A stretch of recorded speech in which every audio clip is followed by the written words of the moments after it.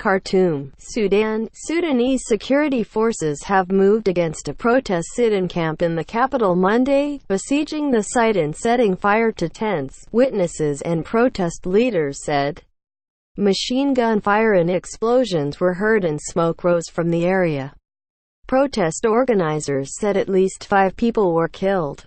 The military's move came after a weeks-long standoff with protesters seeking a speedy transition to civilian rule following the April ouster of longtime strongman Omar al-Bashir. Dura Gambo, an activist, said large numbers of troops had besieged the sitting area outside the military's headquarters in Khartoum on Monday and arrested protesters trying to leave. They have used the heavy rain yesterday and moved in the early morning to disperse people, she said. Amal Al-Zian, another activist, said security forces set fire to the tents in sit-in area. They are surrounding the sit-in from all directions, she said. The Sudan Doctors Committee said at least 5 people were killed early Monday and an unspecified but high number had been wounded. The group said medical personnel and injured people were trapped in clinics in the area, and demanded that they be allowed to leave. Related slideshow. In pictures, Sudan protests provided by photo services. Allah Salah, a Sudanese woman propelled to internet fame earlier this week after clips went viral of her leading powerful protest chants against President Omar al-Bashir, shakes hands with a protester during a demonstration in front of the military headquarters in the capital Khartoum on April 10, 2019. In the clips and photos, the elegant Salah stands atop a car wearing a long white headscarf and skirt as she sings and works the crowd, her golden full moon earrings reflecting light from the fading sunset and a sea of camera phones surrounding her.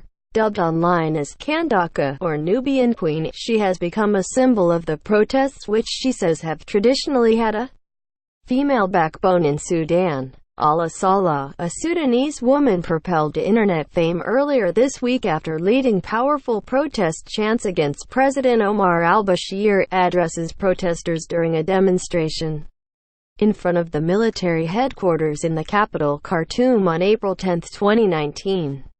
In the clips and photos, the elegant Salah stands atop a car wearing a long white headscarf and skirt as she sings and works the crowd, her golden full moon earrings reflecting light from the fading sunset and a sea of camera phones surrounding her.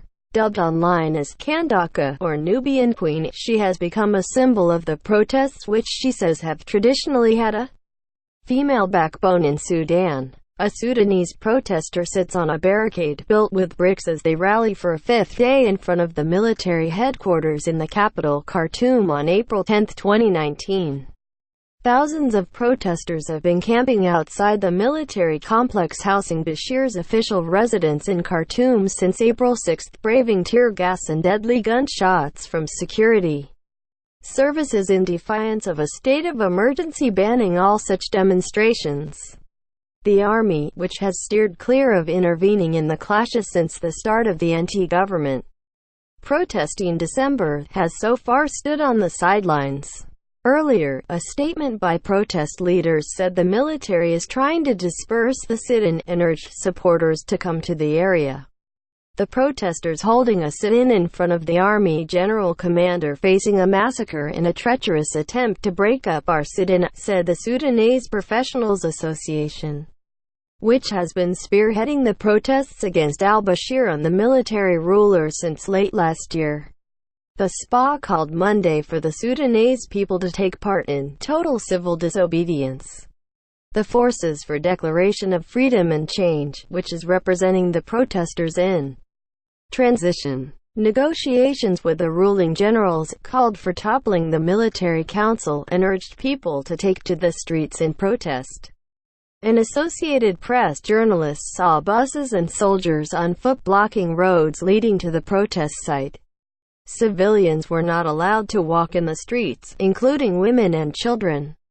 Videos circulating online appeared to show protesters standing at low brick barricades in the street, then being driven back by walls of blue-clad security forces carrying sticks.